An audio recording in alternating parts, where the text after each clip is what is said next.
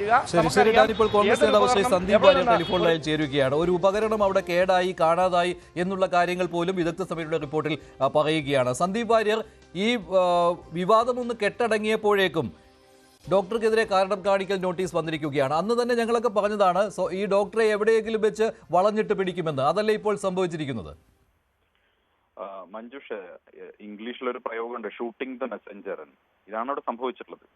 ഈ കേരളത്തിന്റെ ആരോഗ്യ രംഗത്തിന്റെ ദുരവസ്ഥ പൊതുസമൂഹത്തോട് വിളിച്ചു പറഞ്ഞതിന്റെ പേരിൽ നീതിമാനായിട്ടുള്ള ഒരു ഭിഷഗ്വരനെ ഇവിടെ വിചാരണയ്ക്ക് വിധേയനാക്കുകയാണ്. അദ്ദേഹത്തിനെതിരെ നടപടിയെടുക്കാൻ വേണ്ടി സർക്കാർ തീരുമാനിച്ചിരിക്കുകയാണ്. നോക്കൂ, എത്ര അഹങ്കാരത്തോടും ധാർഷ്ട്യത്തോടും കൂടിയിട്ടാണ് കേരളത്തിന്റെ ബഹുമാനപ്പെട്ട ആരോഗ്യമന്ത്രി ഇന്ന് പ്രതികരിച്ചത്. ഇതെല്ലാം റുട്ടീനാണെന്നാണ് പറഞ്ഞത്. എന്ത് റുട്ടീൻ? ഇവിടെ CPM-ന്റെ സംഘടനയുമായി ബന്ധപ്പെട്ട് കിടക്കുന്ന സർക്കാർ ഉദ്യോഗസ്ഥന്മാർ ചെയ്യുന്ന ഏതെങ്കിലും നെറുകൾക്കെതിരെ ഈ റുട്ടീൻ നടപടികൾ ഉണ്ടാവാറുണ്ടോ? ഇല്ലല്ലോ. ഇവിടെ സർക്കാരിനെതിരായിട്ടുള്ള ഒരു വിമർശനം ഇവിടെ ഉന്നയിക്കപ്പെട്ടു. എന്തുകൊണ്ട് ഉന്നയിക്കപ്പെട്ടു? തന്റെ മകന്റെ പ്രായമുള്ള കുട്ടിയുടെ മുഖത്ത് നോക്കി സർജറി മാറ്റിവെച്ചിരിക്കുന്നു എന്ന് പറയുമ്പോൾ ഹൃദയവേദന ഉണ്ടാകുന്നു എന്നാണ് മനുഷ്യസ്നേഹിയായിട്ടുള്ള ആ ഡോക്ടർ സാമൂഹിക മാധ്യമങ്ങൾ പങ്കുവച്ചത്. അദ്ദേഹം നേരത്തെ ഇടതുപക്ഷ സർക്കാരിനെ വലിയ തോതിൽ പിന്തുണച്ചിരുന്ന ഒരാളാണ്. അദ്ദേഹം നീതിമാനായിട്ടുള്ള ഡോക്ടറാണെന്നും വളരെ സത്യസന്ധനായിട്ടുള്ള ഒരു ഡോക്ടറാണെന്നും വളരെ നല്ല രീതിയിൽ രോഗികളെ ചികിത്സിക്കുന്ന, രോഗികൾക്ക് താല്പര്യമുള്ള ഒരു ഡോക്ടറാണെന്നും നമ്മൾ എല്ലാവരും അറിഞ്ഞിട്ടുള്ള കാര്യമാണ്. അപ്പൊ അദ്ദേഹം ഇത്തരം കാര്യങ്ങൾ തുറന്നു പറഞ്ഞത് കൊണ്ട് അദ്ദേഹത്തിനെതിരെ സംഘടനാ നടപടിയെടുക്കാൻ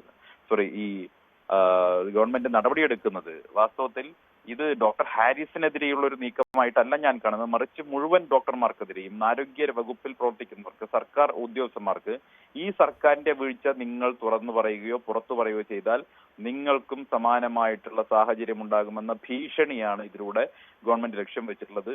പക്ഷെ ഇതുകൊണ്ടൊന്നും ഈ സർക്കാരിനെതിരെയുള്ള ജനവികാരം ഇല്ലാതാകാൻ പോകുന്നില്ല. ഇവിടെ കേരളത്തിന്റെ അഭിമാന സ്തംഭങ്ങളായിരുന്ന കേരളം ഒന്നാം സ്ഥാനത്ത് നമ്മൾ അഹങ്കരിച്ചിരുന്ന, യൂറോപ്യൻ നിലവാരത്തിലുണ്ടെന്ന് നമ്മളൊക്കെ അഭിമാനിച്ചിരുന്ന കേരളത്തിന്റെ ആരോഗ്യ രംഗത്തെ തകർത്ത് തവിടുപൊടിയാക്കി കളഞ്ഞിട്ടുള്ള ഈ സർക്കാർ കഴിഞ്ഞ 9-9.5 വർഷക്കാലമായി ഈ നാടിനെ ഇതുപോലെ, ഈ നാട്ടിലെ ആരോഗ്യ രംഗത്തെ പിറകോട്ടടിച്ച ഒരു സാഹചര്യം മുൻപ് എപ്പോഴെങ്കിലും ഉണ്ടായിട്ടുണ്ടോ? ഇവിടെ നോക്കൂ, ഇവിടെ ഈ തള്ളിനപ്പുറം, PR വർക്കിനപ്പുറം എന്തെങ്കിലും ഒന്ന് കേരളത്തിലെ ആരോഗ്യ രംഗത്ത് സംഭവിച്ചിട്ടുണ്ടോ? പുതുതായിട്ട് എന്തെങ്കിലും സംഭവിച്ചിട്ടുണ്ടോ? കുറച്ച് കെട്ടിടങ്ങൾ ഉണ്ടാക്കാൻ വേണ്ടിയുള്ള പ്രവർത്തനങ്ങൾക്കപ്പുറം, അത് അഴിമതിയിലാക്കിക്കൊണ്ടുള്ള പ്രവർത്തനങ്ങൾക്കപ്പുറം ജനങ്ങൾക്ക് മരുന്ന് വാങ്ങാൻ അതല്ലെങ്കിൽ സർജിക്കൽ എക്യുപ്മെന്റ്സ് വാങ്ങാൻ, തുന്നാനുള്ള നൂല് പോലും ഇല്ലാത്ത അവസ്ഥയിലേക്ക് കേരളത്തിലെ ആരോഗ്യരംഗം അതൊരു വെന്റിലേറ്ററിലായിരിക്കുകയാണ്.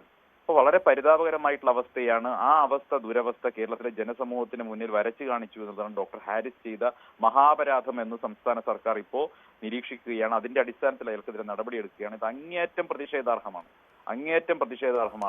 ഇന്ന് ഹാരിസിനെതിരെ നടപടിയെടുത്ത് അദ്ദേഹത്തിന്റെ വായടപ്പിച്ചു കഴിഞ്ഞാൽ നാളെ മുതൽ ഒരു സർക്കാർ ഉദ്യോഗസ്ഥനും കേരളത്തിൽ ഒരു മനുഷ്യനും പിണറായി വിജയൻ സർക്കാരിനെതിരായി ഒരു വാക്കുപോലും പുറത്ത് പറയില്ല എന്ന് ഉറപ്പുവരുത്താൻ വേണ്ടിയിട്ടാണ് ഈ പ്രതികാര നടപടിയുമായിട്ട് വീണ ജോർജ് മുന്നോട്ട് പോയിട്ടുള്ളത്. ഒരു സംശയമില്ലാത്ത കാര്യമാണ് ശ്രീ സന്ദീപ് വാര്യർ. കാരണം തുടക്ക സമയത്ത് തന്നെ, ഈ വെളിപ്പെടുത്തൽ വന്ന സമയത്ത് തന്നെ ആശുപത്രിയിൽ മതിയായ ഉപകരണങ്ങളില്ല, ശസ്ത്രക്രിയകൾ മുടങ്ങുന്നു.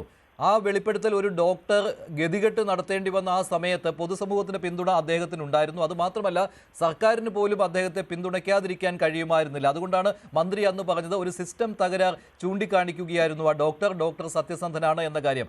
ആ ഡോക്ടർ മികച്ച ഡോക്ടറും സത്യസന്ധനായ ആളുമാണ് എന്നുള്ള കാര്യത്തിൽ ആർക്കും സംശയമുണ്ടായിരുന്നില്ല. പക്ഷേ മുഖ്യമന്ത്രി ഒരു തവണ പറഞ്ഞു ഈ നെഗറ്റീവ് കാര്യങ്ങൾ ഊതി വീർപ്പിക്കുന്നു എന്നുള്ളത്. അതിനുശേഷമാണ് അദ്ദേഹത്തിനെതിരെ കാര്യങ്ങൾ തിരിഞ്ഞത്. ഡാൻ, പക്ഷേ ഈ പോലീസ് കേസിലേക്കൊക്കെ ഇത് പോകുവാൻ തന്നെയാണോ സാധ്യത? ഈ ഉപകരണം കാണുന്നില്ല എന്ന് പറയുമ്പോൾ, അത് മനഃപൂർവ്വം കേടാക്കി എന്നൊക്കെ പറയുമ്പോൾ അതിന് മറുപടി സ്വാഭാവികമായിട്ടും നൽകേണ്ടി വരിക ഡോക്ടർ ഹാരിസ് ആണ് എന്ന കാര്യത്തിലും സംശയമില്ലല്ലോ. പക്ഷേ ഡോക്ടർ പറഞ്ഞത് താൻ തന്നെ പലപ്പോഴും വെളിയിൽ നിന്ന് ഉപകരണങ്ങൾ വാങ്ങിയിട്ടുണ്ടല്ലേ, അതുപോലെ തന്നെ ആശുപത്രിക്ക് ആവശ്യമായ കാര്യങ്ങൾ ഓടി നടന്ന് താൻ തന്നെ ശരിയാക്കിയിട്ടുണ്ട്, സ്വന്തം കയ്യിൽ നിന്ന് പണം ചെലവാക്കിയിട്ടുണ്ട് എന്നൊക്കെയായിരുന്നു.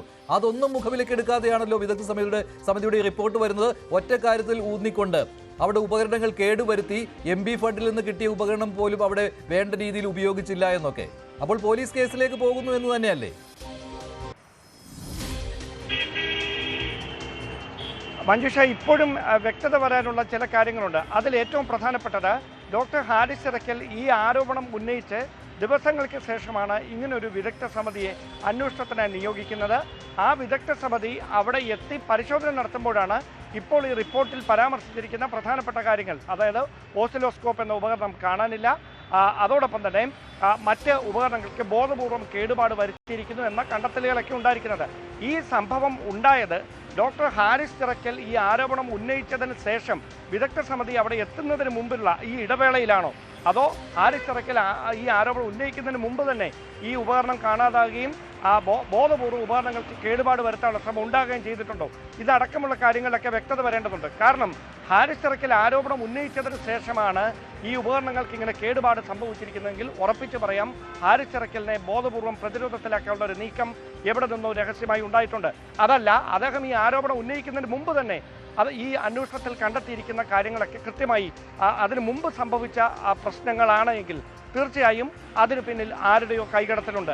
അതാരാണ്, ഈ സംഭവം എപ്പോഴാണ് ഉണ്ടായിരിക്കുന്നത്, എങ്ങനെയാണ് ഉണ്ടായിരിക്കുന്നത്, അവിടെ കൃത്യമായി ക്യാമറ നിരീക്ഷണമുള്ള സ്ഥലങ്ങളാണ്. അവിടെ നിന്ന് എങ്ങനെ ഇത്രയും സാധനങ്ങൾ കാണാതായി, ഒളിച്ച് മാറ്റാൻ കഴിഞ്ഞു എന്നതടക്കമുള്ള കാര്യങ്ങളിൽ സമഗ്രമായ അന്വേഷണമാണ് ആവശ്യം.